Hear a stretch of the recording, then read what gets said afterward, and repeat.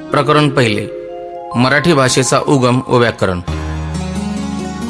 प्रत्येक भाषेला तिचा स्वतःचा वैशिष्ट्यपूर्ण इतिहास व परंपरा असते.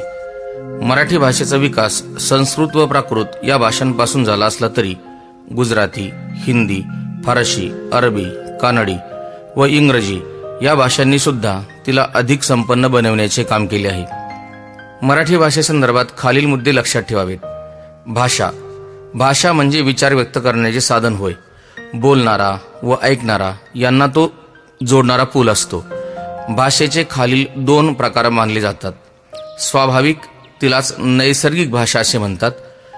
शरीराच्या माध्यमातून व्यक्त केलेली कोणतीही भाषा ही स्वाभाविक किंवा नैसर्गिक भाषा असते. बोलणे, हावभाव, पशुपक्ष्यांचे आवाज ही भाषा पुन्हा ऐकता किंवा वाचता येत नाही, म्हणजे जिचा पडताळा करून पाहता येत नाही, हिचा पुरावा नसतो. दुसरी भाषा म्हणजे कृत्रिम भाषा होय. हिला सांकेतिक भाषा असे म्हणतात. ही भाषा पुन्हा ऐकता किंवा वाचता येते. ध्वनिमुद्रण, सांकेतिक खुणा तसेच लिखाण ही कृत्रिम किंवा सांकेतिक भाषेची उदाहरणे होत.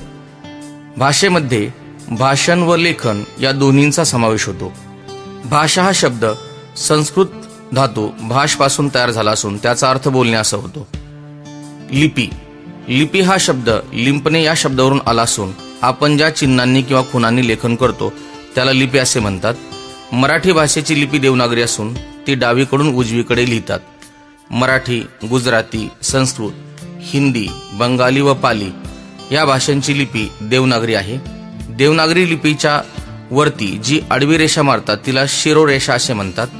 लिपीच्या शोधाने लेखन शक्य झाले आहे. दक्षिण भारतातील भाषांना द्रविडियन गटातील भाषा असे म्हणतात. या भाषांना शुद्ध भाषा किंवा अभिजात भाषांचा दर्जा प्राप्त आहे. मराठीला सुद्धा अभिजात भाषाचा दर्जा प्राप्त होण्यासाठी रंगनाथ पठारे यांच्या अध्यक्षतेखाली एक समिती नेमण्यात आली होती. महत्वाचे धातू व त्यापासून तयार झालेले शब्द भाषा, लिप, लिंपणे, लिख, लिखाण. मोडी लिपी. देवनागरी लिपी काही काळ मुरड किंवा पायमोडून लिहिण्याची जी पद्धती होती तिला मोडी लिपी असे म्हणत, तिलाच धाव लिपी असे म्हणत. मातृभाषा. आपल्या घरात बोलल्या जाणाऱ्या भाषेला मातृभाषा असे म्हणतात. आईच्या भाषेला मातृभाषा म्हणत नाहीत, येथे लक्षात ठेवावे. मराठी भाषेविषयी महत्वाचे. मराठी भाषेचा पहिला पुरावा कर्नाटकातील श्रवणबेळगोळ येथील गोमटेश्वराच्या म्हणजेच बाहुबलीच्या पुतळ्याखाली लिहिलेली इसवी सन 983 मधील अक्षरे श्री चावुंडराजे करवेले. मराठी साहित्याला सामान्यपणे 13व्या शतकापासून प्रामुख्याने सुरुवात झालेली दिसते. मराठीतील काही आद्य ग्रंथ व त्यांचे लेखक: मुकुंदराज विवेकसिंधू, ज्ञानेश्वर भावार्थ दीपिका, हिलाच आपण ज्ञानेश्वरी असे म्हणतो, माईंभट लीळाचरित्र, केशवदेव व्यास दृष्टांत पाठ, भीष्माचार्य पंचवार्तिक. आधुनिक मराठी व्याकरणावरील काही पुस्तके: विल्यम कॅरी यांचे 1805 मधील the grammar of Maratha language. त्याचबरोबर दादोबा पांडुरंग तरखडकर यांचे 1836 मधील महाराष्ट्र भाषेचे व्याकरण. याच वर्षी गंगाधर शास्त्री फडके यांनी सुद्धा महाराष्ट्र भाषेचे व्याकरण हे पुस्तक लिहिले. मोरव केशव दामले यांचे 1911 मधील शास्त्रीय मराठी व्याकरण. त्याचबरोबर मोरा वाळिंबे यांचे सुगम मराठी व्याकरण हे पुस्तक प्रसिद्ध आहे. मराठी भाषेचे पाणिनी दादोबा पांडुरंग तरखडकर यांना म्हणतात, तर मराठी भाषेचे शिवाजी विष्णू शास्त्री चिपळूणकर यांना म्हणतात. भाषेचे मूलभूत घटक. वर्ण. आपल्या तोंडावाटे जे मूल ध्वनी बाहेर पडतात त्यांना वर्ण असे म्हणतात. पुढचा प्रकार आहे अक्षर. आवाजाच्या किंवा ध्वनीच्या प्रत्येक खुणेला अक्षर असे म्हणतात. ध्वनी नष्ट होतात परंतु खुणा नष्ट होत नसतात, म्हणून या चिन्हांना अक्षरे असे म्हणतात. शब्द. ठराविक क्रमाने आलेल्या अक्षरांच्या समूहाला काही अर्थ प्राप्त झाला तरच त्याला शब्द असे म्हणतात. वाक्य. पूर्ण अर्थाचे बोलणे किंवा अर्थपूर्ण शब्दसमूह म्हणजे वाक्य होय. व्याकरण. आधी भाषा बनते मग तिचे व्याकरण ठरते. व्याकरण स्पष्ट करते की भाषा कशी असावी. भाषेचे स्पष्टीकरण करणारे शास्त्र किंवा भाषा शुद्ध करणारे शास्त्र याला व्याकरण असे म्हणतात. पुढचा प्रकार आहे वर्णमाला किंवा मुळाक्षरे. मराठी भाषेतील वर्णमालेत खालील 48 वर्णांचा म्हणजे मुळाक्षरांचा समावेश होतो, जसे अ, आ, ई, ई, उ, ऊ, रू, लू, ए, ऐ, ओ, औ, अम, आहा, क, ख, ग, घ, ग, च, छ, ज, झ, न, ट, ठ, ड, ढ, न, त, थ, द, ध, न, प, फ, ब, भ, म, य, र, ल, व, श, श, स, ह, ळ. वर्णमालेविषयी महत्त्वाचे. मराठी भाषेतील शास्त्रीय वर्णमालेत 12 स्वर, त्याचबरोबर इंग्रजीच्या संपर्कामुळे ॲ व अ हे नवीन स्वर असे एकूण 14 स्वर, 2 स्वरादी व 34 व्यंजने असे एकूण 50 वर्ण दिलेले आहेत. परंतु मूळ वर्ण विचारल्यास ते 48 असेच सांगावेत. वर्णांचे वर्गीकरण. वर्णांचे स्वतंत्र उच्चार असणारे व परावलंबी उच्चार असणारे असे 2 गट पडतात. परावलंबी उच्चार असणाऱ्यांचे परत 2 गट पडतात, जसे पूर्वी स्वर असणारे व शेवटी स्वर असणारे. वर्णमालेचे खालीलप्रमाणे वर्गीकरण होते. 12 स्वर, 2 स्वरादी व 34 व्यंजने. स्वरांचा उच्चार करताना हवेचा मार्ग अडविलेला नसतो, त्याचबरोबर जिभेचा इतर अवयवांना स्पर्श होत नाही. स्वर हे स्वतंत्र उच्चाराचे असतात. स्वरांचे खालीलप्रमाणे 3 प्रकार. पहिला प्रकार ऱ्हस्व स्वर. ऱ्हस्व स्वर एकूण 5 असून त्यांचा उच्चार कमी लांबीचा असतो. अ, ई, उ, रू, लू हे एकूण 5 ऱ्हस्व स्वर आहेत. दीर्घ स्वर यांचा उच्चार जास्त लांबीचा आहे, म्हणून यांना दीर्घ स्वर असे म्हणतात. आ, ई, उ हे दीर्घ स्वर मानले जातात. त्याचबरोबर शेवटचा प्रकार आहे संयुक्त स्वर. संयुक्त स्वर हे 2 स्वरांचे मिळून बनलेले असल्याने त्यांना संयुक्त स्वर म्हणतात. जसे ए हा स्वर अ प्लस ई किंवा दीर्घ ई पासून तयार झाला आहे. आई हा स्वर आ प्लस ई ऑब्लिक ई या 2 स्वरांपासून तयार झाला आहे. तर ओ हा स्वर अ प्लस उ ऑब्लिक उ पासून तयार झाला आहे. आऊ हा स्वर आ प्लस उ ऑब्लिक उ पासून तयार झाला आहे. स्वरांच्या ऱ्हस्व व दीर्घ उच्चारानुसार शब्दांचे वेगवेगळे अर्थ होऊ शकतात. जसे पाणी वेलांटी पहिली असेल तर त्याचा अर्थ हात असा होतो. पाणीला दुसरी वेलांटी असेल तर जल असा होतो. दिनला पहिली वेलांटी असेल तर दिवस, तर दिनला दुसरी वेलांटी असेल तर गरीब. शिरला पहिली वेलांटी असेल तर डोके, तर शिरला दुसरी वेलांटी असेल तर रक्तवाहिनी असा अर्थ होतो. चंचूला पहिला ओकार असेल तर चोच, तर चंचूची दुसरा ओकार असेल तर निष्णात असा होतो. पीकला दुसरी वेलांटी असेल तर धान्य, तर पीकला पहिली वेलांटी असेल तर कोकिळ असा अर्थ होतो. सूतला पहिला उकार असेल तर मुलगा असा अर्थ होतो, तर सूतला दुसरा उकार असेल तर धागा असा अर्थ होतो. सूरला पहिला उकार असेल तर देव, तर सूरला दुसरा उकार असेल तर आवाज. सलील पहिली वेलांटी असेल तर पाणी, तर सलीलला दुसरी वेलांटी असेल तर लिलेने असा अर्थ होतो. चाटू पहिला उकार संतोष देणारे, तर चाटू दुसरा उकार लाकडी पळी असा अर्थ होतो. मिलन पहिली वेलांटी भेट, तर मिलन दुसरी वेलांटी मिटणे असा अर्थ होतो. याशिवाय स्वरांचे सजातीय व विजातीय असे 2 प्रकार पडतात. सजातीय स्वर म्हणजे एकाच उच्चार स्थानातून जन्मणारे स्वर, जसे अ, आ, ई, ई, उ, ऊ या सजातीय स्वरांच्या जोड्या आहेत. विजातीय स्वर म्हणजे भिन्न उच्चार स्थानातून जन्मणारे स्वर. अ, ई, अ, उ, ई, उ असे वेगवेगळ्या उच्चार स्थानातून जन्मणाऱ्या स्वरांना विजातीय स्वर असे म्हणतात. मात्रा. ऱ्हस्व किंवा दीर्घ स्वरांचा उच्चार करावयास लागणाऱ्या कालावधीस त्यांच्या मात्रा असे म्हणतात. ऱ्हस्व स्वरांची 1 मात्रा तर दीर्घ स्वरांच्या 2 मात्रा असतात. स्वरादी. अम व आहा यांना स्वरादी असे म्हणतात, कारण यांचा उच्चार करण्यापूर्वी एखाद्या स्वराचा उच्चार करावा लागतो. यामध्ये अम हा अनुस्वार असून तो एखाद्या वर्णावरती बसतो, म्हणून त्याला दुसऱ्या वर्णावर बसणारा असे सुद्धा म्हणतात, किंवा त्याला लगेच मागून येणारा उच्चार असे सुद्धा म्हणतात. अहाचा उच्चार करताना हवेचा विसर्ग होतो, म्हणून याला विसर्ग असे म्हणतात. व्यंजने. एकूण 34 व्यंजने आहेत. व्यंजनांचे पाय मोडून लिहितात, परंतु त्यात स्वर मिसळल्यास त्यांचा पाय मोडला जात नाही. व्यंजनांचा उच्चार करताना हवेचा मार्ग अडविला जातो, तसेच जिभेचा तोंडातील इतर अवयवांना स्पर्श होतो. व्यंजने हे उच्चार पूर्ण होण्यासाठी स्वरांवर अवलंबून असतात, म्हणून त्यांना परवर्ण म्हणतात. त्यांच्या शेवटी स्वराचा आधार घ्यावा लागतो, म्हणून त्यांना स्वरांत असे म्हणतात. व्यंजनामध्ये स्वर मिसळल्यावर मात्र त्यांचा पाय मोडला जात नाही. बाराखडी.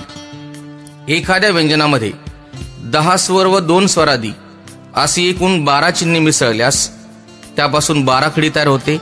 जसे क, का, की, की, कु, कू, के, कै, को, कौ, कम, कहा.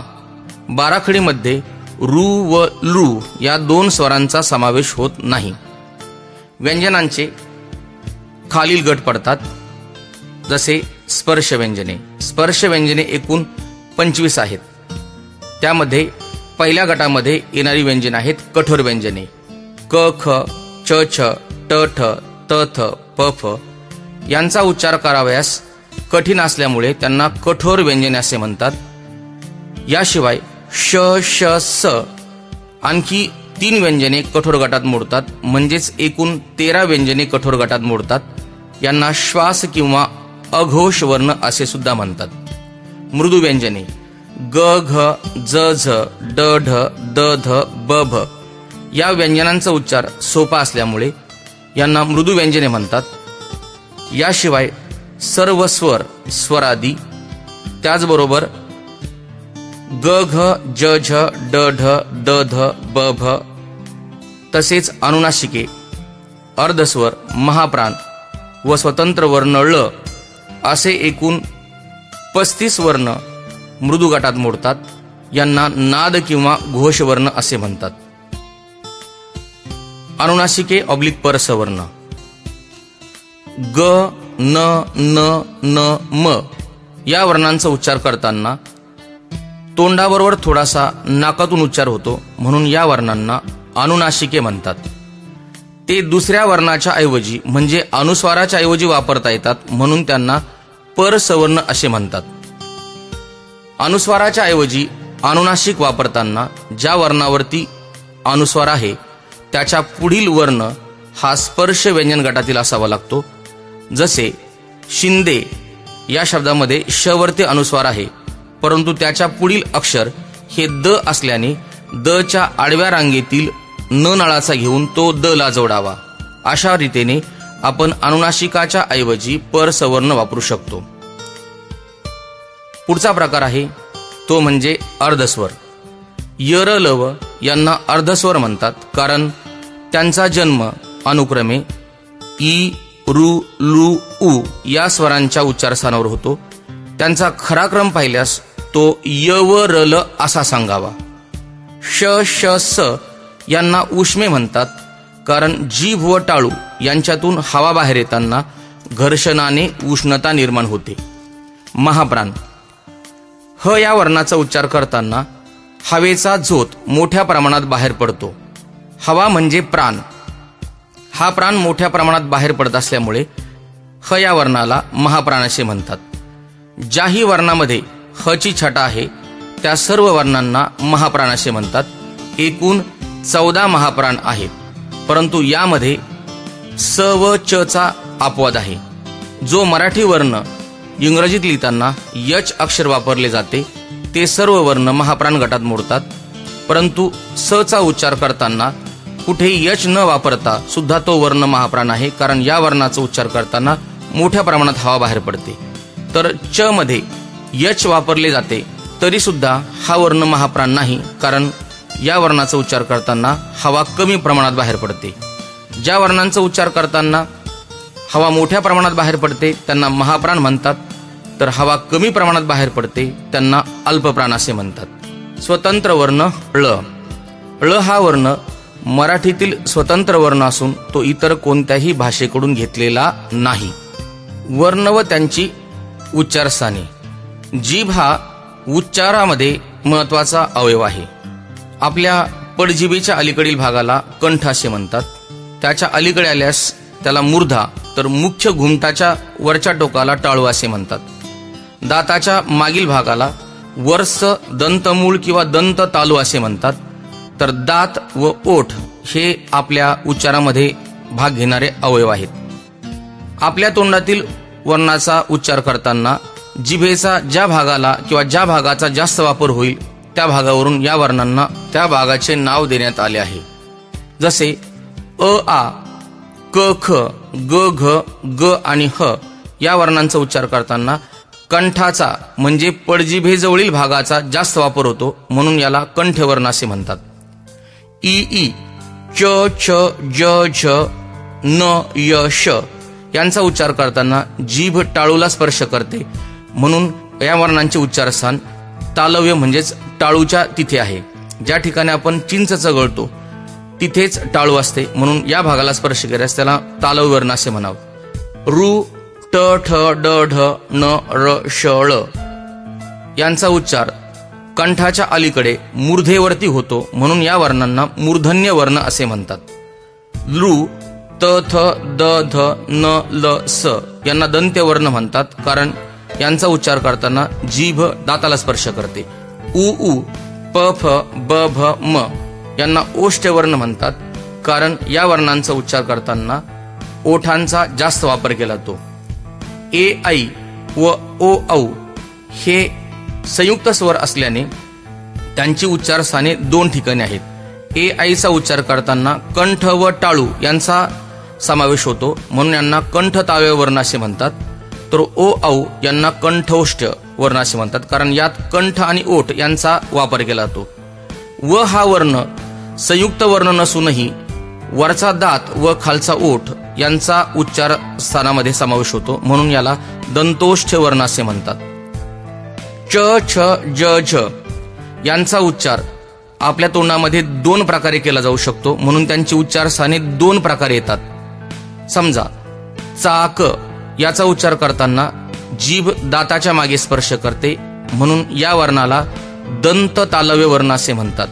परंतु चंद्र याचा उच्चार करताना जीभ टाळूला स्पर्श करते, म्हणून या वर्णाला तालव्य वर्ण असे म्हणतात.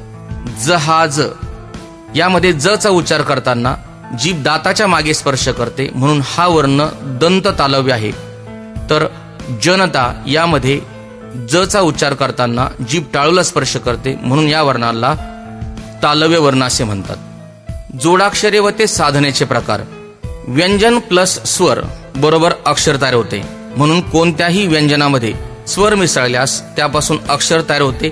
बऱ्याचशा विद्यार्थ्यांचा असा गैरसमज असतो, क मध्ये रू मिसळल्यास क्रू हे जोडाक्षर तयार होते, परंतु क हा व्यंजन आहे तर रू हा स्वर आहे, त्यामुळे क्रू, प्रू, स्रू, ग्रू यासारखे वर्ण जे आहेत ते जोडाक्षर नसून अक्षरे आहेत.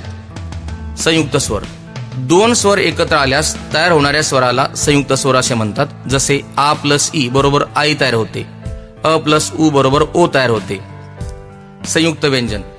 दोन व्यंजने एकत्र आल्यास त्यांना संयुक्त व्यंजने असे म्हणतात.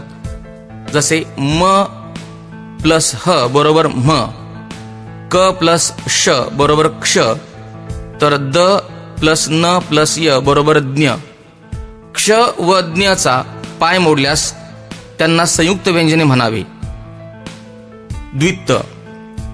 दोन व्यंजने एकत्र येताना एकाच व्यंजनाची पुनरावृत्ती झाल्यास त्याला द्वित्व असे म्हणतात. जसे पप्पा मध्ये डबल प, मम्मा मध्ये डबल म हे द्वित्वचे उदाहरण आहे. जोडाक्षर. जोडाक्षर होण्यासाठी दोन व्यंजने व त्यात स्वर मिसळावा लागतो. व्यंजन अधिक व्यंजन अधिक स्वर बरोबर जोडाक्षर. ब अधिक द अधिक अ बरोबर ब्द हे जोडाक्षर आहे. क अधिक श अधिक अ बरोबर क्ष, तसेच द अधिक न अधिक य अधिक अ बरोबर ज्ञ ही जोडाक्षर आहेत. फरक लक्षात घ्या. क्षचा आणि ज्ञचा जर पाय मोडलेला असेल तर त्यांना संयुक्त व्यंजन म्हणतात, परंतु क्ष आणि ज्ञचा पाय मोडलेला नसेल तर त्यांना जोडाक्षर म्हणावे. जोडाक्षरे लिहिण्याच्या मुख्य दोन पद्धती आहेत, त्या म्हणजे एकावर एक म्हणजेच उभी पद्धत व दुसरी एका पुढे एक म्हणजे आडवी पद्धत. जसे अन्न यामध्ये न ला न जोडताना आडवी पद्धत वापरतात, तसे क्रम शब्द लिहिताना क च्या खाली र लिहिला जातो. शब्दातील व्यंजने मोजणे हा एक अलीकडे नवीन प्रकार परीक्षेत विचारला जातोय. त्यामध्ये महत्वाच्या काही गोष्टी लक्षात ठेवायच्यात. व्यंजनात र मिळवून जोडाक्षर लिहिण्याच्या 4 पद्धती आहेत. त्यामध्ये चक्र, राष्ट्र, कर्म व पुऱ्या यामध्ये चक्रमध्ये येणारी क ची तिरपी रेषा हा र आहे. राष्ट्रमध्ये 2 जो काकपदासारख्या छोट्या रेषा आहेत तो र आहे. तर कर्ममध्ये वरचा रफा र आहे. तर पुऱ्यामध्ये आडवी रेषा हा र आहे. अशा प्रकारे र च्या जोडाक्षर लिहिण्याच्या 4 पद्धती आहेत. संयुक्त व्यंजने क्ष मध्ये 2 व्यंजने असतात, तर ज्ञ मध्ये एकूण 3 व्यंजने असतात. येथे लक्षात घ्यावे, क्ष आणि ज्ञचा पाय मोडलेला नसेल तर त्यांना जोडाक्षर म्हणावे. कृपा, पृथ्वी, सृष्टी यातील रू हा स्वर असल्याने कृ, पृ, सृ यांना जोडाक्षर म्हणू नये. एखाद्या शब्दातील वेगवेगळे घटक मोजावयास सांगितल्यास प्रथम त्या शब्दाची फोड करून लिहावी व सांगितलेला घटक मोजावा. जसे कृष्णाष्टमी या शब्दाची फोड करताना कृ मधून क वेगळा केल्यास क चा पाय मोडावा. त्यानंतर रू लिहावे. श हे अर्धे असल्यामुळे श मध्ये कोणताही स्वर नाही, त्याचा पाय मोडून लिहावे. त्यानंतर न मध्ये पाय मोडून पुढे आ लिहावे. त्यानंतर श हा अर्धा वर्ण असल्याने त्याचा पाय मोडावा व ट मध्ये अ लिहावे. त्याचबरोबर म नंतर ई लिहावे. जर मूलध्वनी सांगितले तर फोड केलेले सर्व वर्ण सांगावेत. जोडाक्षरे सांगितल्यास फक्त जोडाक्षरांची संख्या द्यावी. व्यंजने सांगितल्यास ज्या वर्णांचा पाय मोडला आहे त्यांची संख्या सांगावी. जर स्वर सांगितले तर स्वरांची संख्या द्यावी. अशा प्रकारे शब्दातील वेगवेगळे घटक मोजणे हा नवीन प्रकार अलीकडे परीक्षेत विचारला जातो.